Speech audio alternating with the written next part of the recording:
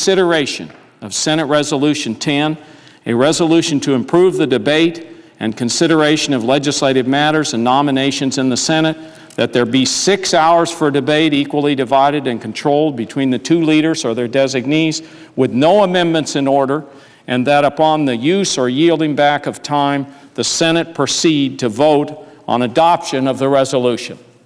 Your objection? Mr. President. Senator from Tennessee. Mr. President, reserving the right to object, I want to congratulate the senator from New Mexico. He has been persistent and diligent and enormously well-intentioned in this effort throughout the Rules Committee hearings and throughout the floor debate in seeking a way to help make the Senate function better, at the same time preserving the Senate as a forum for deliberation and protection of minority rights. We have a difference of opinion about whether that's best done by allowing changes of rules by 51 votes or by 67, which is the way the Senate rules currently prescribe.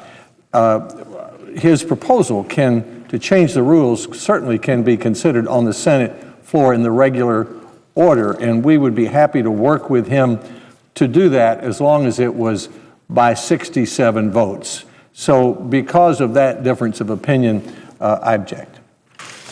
Objection is heard. The senator from Iowa. Likewise, Senator from Tennessee knows that I have been on this for a long time, and I have a proposal also.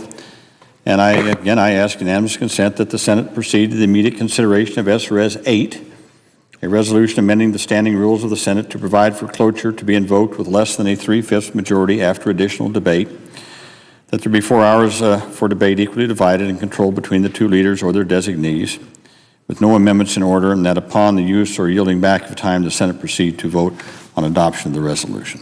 Is there objection? Mr. President. Senator from Tennessee. Reserving the right to object, the senator from Iowa has, for at least since the early 90s, been forcefully arguing for his position. We have the same difference of opinion fundamentally that I mentioned in connection with Senator Udall's amendment.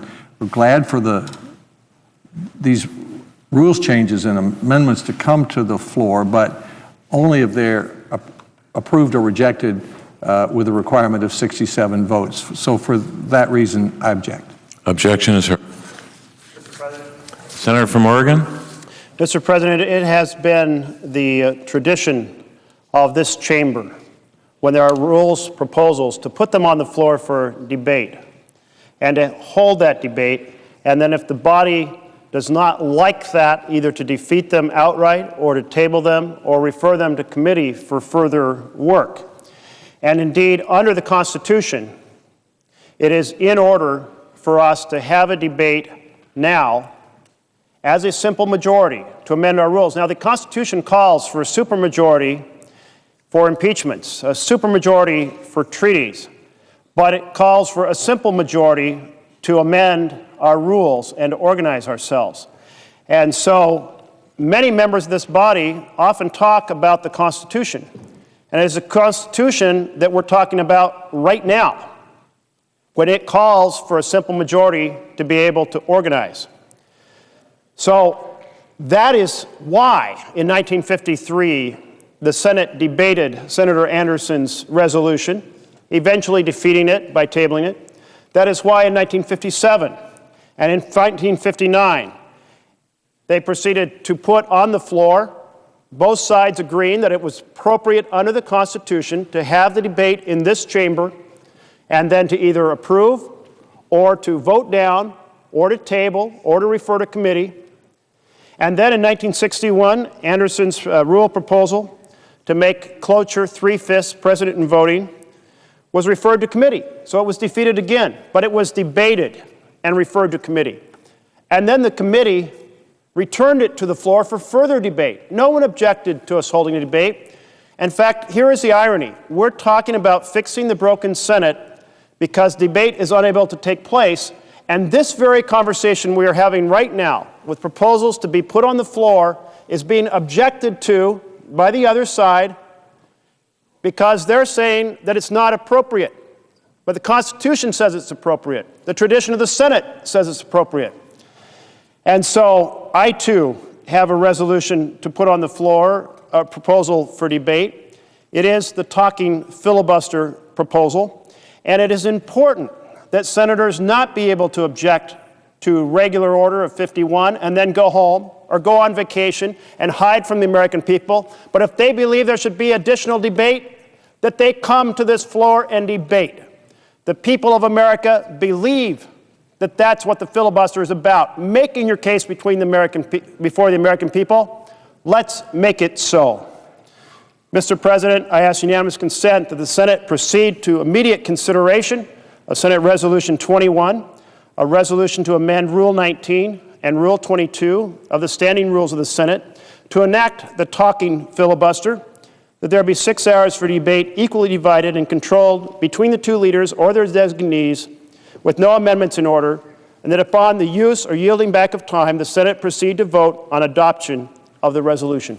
Is there objection? Mr. President, reserving the right to object. The senator from Oregon is a former speaker of his House in Oregon. He's been a long observer of the United States Senate, having come here first working for Senator Hatfield, and has been effective and passionate in his views. I was reviewing today some remarks made by largely Democratic senators 4 or 5 years ago, when some Republicans got the idea that it might be a good idea to reduce to make this a more majoritarian body. And Senator Schumer, Senator Reid, Senator Clinton, Senator Obama all said it would be a mistake. So although I greatly respect the senator from Oregon, we have a difference of opinion about whether it's in the best interest of the Senate and of the country to change the rules in this way, so I object.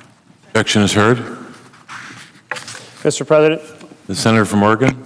I thank my colleague from Tennessee for coming to the floor and applaud his long service. When I first came to the U.S. Senate, Senator Hatfield asked me to bring greetings to his former colleagues, and I had a chance to sit down with Senator Alexander and convey those greetings, and to work with him on some projects, including the advocacy for electric vehicles. Good for the American economy, good for the strategic positioning of America in terms of its consumption of energy, and certainly good for the environment. And I just want to note that while we disagree on this, this is actually the way it should happen, that we should come to the floor and share our respective views, disagree with each other, make our points. I believe that at this moment we should be on a rule, we should be debating it. My colleague has expressed his difference of opinion in a very gracious and respectful manner, and that too should be a factor of Senate dialogue, so I thank him. Thank you, Mr. President. I note the absence of a quorum. The clerk will call the roll. Mr. Akaka.